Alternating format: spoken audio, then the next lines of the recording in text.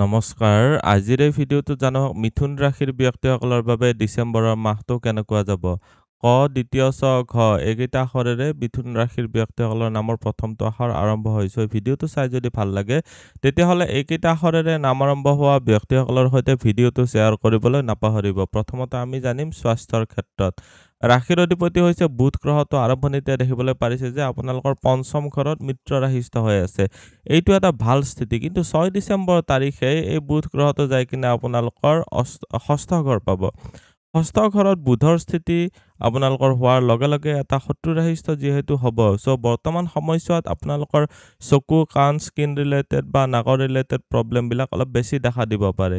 এইখিনি সময়ছোৱাত আপোনালোকে সাৱধান হ'ব। এলাৰ্জিজনিত প্ৰব্লেমৰ ক্ষেত্ৰতো সাৱধান হ'ব পাৰিব লাগিব। ৰোগৰ স্থানত মংগল গ্ৰহটো আছে 7 ডিচেম্বৰলৈকে। তাৰপিছত মংগল গ্ৰহটো ৰোগৰ স্থানৰ মালিক হৈ ইয়াৰ পৰা আঁতৰিব। ৰবি 16 তাৰিখে ইয়াৰ পৰা আহিব সপ্তম ঘৰত, আৰু শুক্ৰ গ্ৰহটো যাই কিনে 20 তাৰিখে আপোনালোকৰ ইয়াৰ পৰা আঁতৰিব। চ' মুঠতে চাবলৈ গ'লে বৰ্তমান সময়ছোৱাত আপোনালোকৰ স্বাস্থ্যজনিত ক্ষেত্ৰত সৰু সুৰা বেমাৰ সঘনে হোৱাটো দেখা গৈছে। ৰাহুৰ দৃষ্টি পঞ্চম ঘৰত অহাৰ কাৰণে কিছুমান ফুড এলাৰ্জি হ'ব পাৰে, কিছুমান খাদ্যবস্তু হজম নহ'ব পাৰে।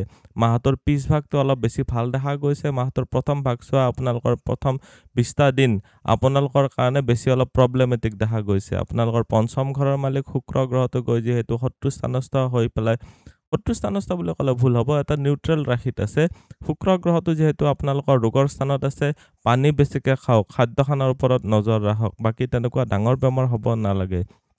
ইয়াতে শনিৰ দৃষ্টি আহি আছে, আপোনালোকৰ দশম দৃষ্টি আহি আছে সপ্তম ঘৰত। যিসকল বিবাহিত আছে তেওঁলোকৰ কাৰণে কৈছোঁ বিৰক্তি ভাৱ এইবিলাক এৰাই চলিব পাৰিব লাগিব। এতিয়া দেখুৱাই দিছোঁ আপোনালোকৰ উপাৰ্জন, ধন সঞ্চয়, চৰকাৰী চাকৰি, ব্যৱসায়ৰ ক্ষেত্ৰত। উপাৰ্জনৰ ঘৰৰ মালিক গৈ কিনে ছাৰ্ভিচৰ ঘৰত আছে 7 তাৰিখলৈকে। এইটো এটা অতিশয় ভাল স্থিতি।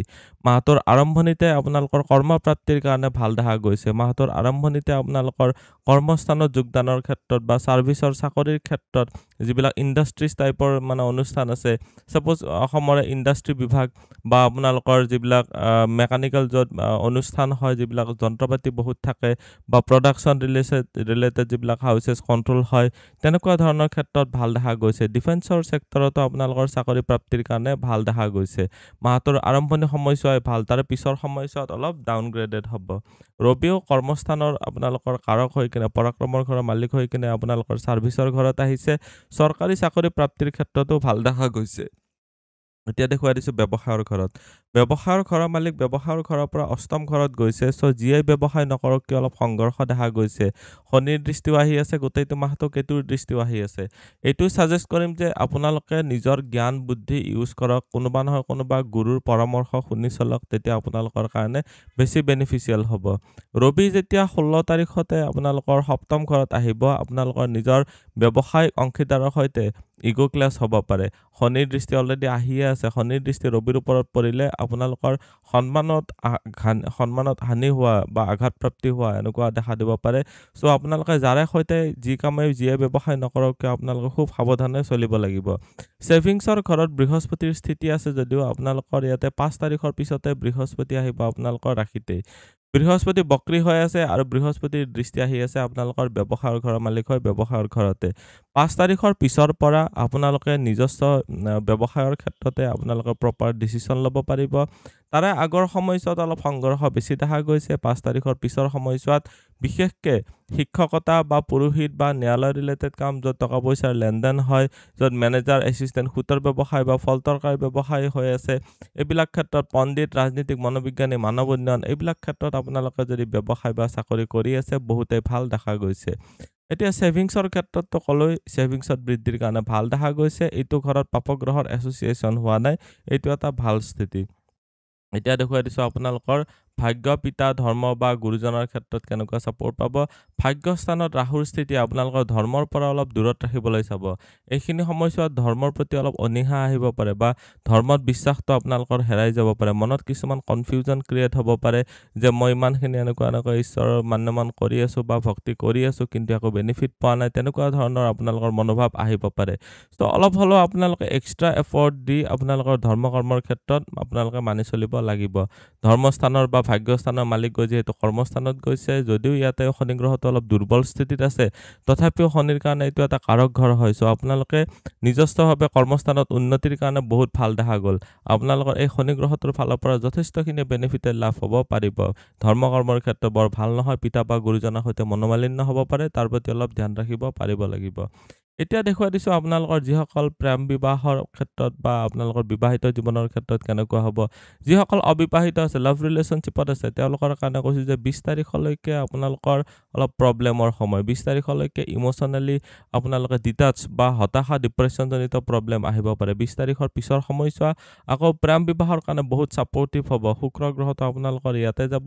বৃহস্পতিও আপোনালোকৰ যিটো সপ্তম ঘৰৰ মালিক হৈ কিনে ইয়াতে দৃষ্টি আহিব। চ' বিয়া যিসকলে কৰোৱা নাই তেওঁলোকৰ কাৰণে ভাল দেখা গৈছে। যিসকল অনলি লাভ ৰিলেশ্যনশ্বিপত আছে, বিবাহৰ কথা ভাবি আছে, তেওঁলোকৰ কাৰণে ভাল দেখা গৈছে। বিবাহিতসকলৰ কাৰণে আপোনালোকৰ নিজৰ লাইফ পাৰ্টনাৰৰ সৈতে অকণমান বিৰক্তি ভাৱ, কিছুমান বিচ্ছেদাত্মক চিন্তা এইবিলাক আহিব পাৰে। চ' তাৰ প্ৰতি অলপ ধ্যান ৰাখিব পাৰিব লাগিব। 5 তাৰিখৰ পিছত বৃহস্পতিৰ যেতিয়া দৃষ্টি আহিব, তেতিয়া আৰু বিশেষ চিন্তা কৰিবলগীয়া নাই। 5 তাৰিখৰ আগৰ সময়ছোৱা অলপ বেছি প্ৰব্লেমেটিক দেখা গৈছে। অলপ তিতা কেঁহা বিৰক্তি ভাৱ বা কিছুমান এৰি দিওঁ নেকি, ডিভোৰ্চ দিওঁ নেকি, এনেকুৱা ধৰণৰ কিছুমান চিন্তা আহিব পাৰে। চ' অলপ ভালদৰে মিলা প্ৰীতিৰে আপোনালোকে চলিবলৈ চেষ্টা কৰিব। এতিয়া দেখুৱাই দিছোঁ আপোনালোকৰ সাধন শিক্ষা আৰু উচ্চ শিক্ষাৰ ক্ষেত্ৰত। সাধন শিক্ষাৰ ঘৰৰ মালিক হৈছে বুধ গ্ৰহটো আৰম্ভণিতে ইয়াতে আছে 6 তাৰিখলৈকে। 6 তাৰিখৰ পিছত বুধ গ্ৰহটো ষষ্ঠ ঘৰত যাব, যিটো শত্ৰু স্থান হয়, ঋণ ৰোগ শত্ৰু মোকৰ্দমাৰ স্থান হয়। কিছুমান শত্ৰুৰ পৰা ডিষ্টাৰ্বেঞ্চৰ কাৰণে এইখিনি সময়ছোৱাত আপোনালোকে বহুত টেনশ্যনত থাকিবলগীয়াত পৰিব পাৰে 6 তাৰিখৰ পিছৰ পৰা। পঢ়া শুনাৰ ক্ষেত্ৰত অলপ মনৰ পৰা যিটো এটা পজিটিভ ভাৱ সেইটো আনিব পাৰিব লাগিব। 5 তাৰিখৰ পিছত বৃহস্পতিৰো দৃষ্টি আঁতৰিব। 5 তাৰিখৰ পৰা বা 6 তাৰিখৰ পিছৰ পৰা আপোনালোকৰ পঢ়া শুনাৰ ক্ষেত্ৰত এক্সট্ৰা এটেনশ্যনৰ প্ৰয়োজন হ'ব। পঢ়া শুনাৰ ক্ষেত্ৰত 20 তাৰিখৰ পিছৰ সময়ছোৱা উচ্চ শিক্ষাৰ ক্ষেত্ৰত ভাল দেখা গৈছে। চ' আপোনালোকে যিসকলে ডিগ্ৰী, মাষ্টাৰ্ছ ডিগ্ৰী বা PhD লেভেলত পঢ়ি আছে তেওঁলোকৰ কাৰণে ভাল। ইনফৰমেশ্যন টেকন'লজি বা কম্পিউটাৰ ৰিলেটেড ক্ষেত্ৰত যদি পঢ়ি আছে সেইটো ক্ষেত্ৰতো ভাল দেখা গৈছে। আজিৰ এই ভিডিঅ'টোত আমি জানিলোঁ মিথুন ৰাশিৰ ব্যক্তিসকলৰ বাবে ডিচেম্বৰৰ মাহটো কেনেকুৱা যাব। ভিডিঅ'টো চাই কেনেকুৱা লাগিলে কমেণ্টত নিশ্চয় জনাব। আপুনিও যদি আপোনাৰ বিষয়ে জানিব বিচাৰে তেতিয়াহ'লে হোৱাটছএপত কণ্টেক্ট কৰিব পাৰে। ধন্যবাদ। এইটো ভিডিঅ'ত আগবঢ়োৱা জ্ঞানখিনিৰ পৰা যদি আনৰো উপকাৰ হ'ব ভাবে, তেনেহ'লে বন্ধুবৰ্গ, আত্মীয় স্বজন আৰু চিনাকি মানুহৰ সৈতে শ্বেয়াৰো কৰিব। আপোনালোকে নেক্সট ভিডিঅ' কিহৰ ওপৰত চাব বিচাৰে কমেণ্টত জনাব। ধন্যবাদ।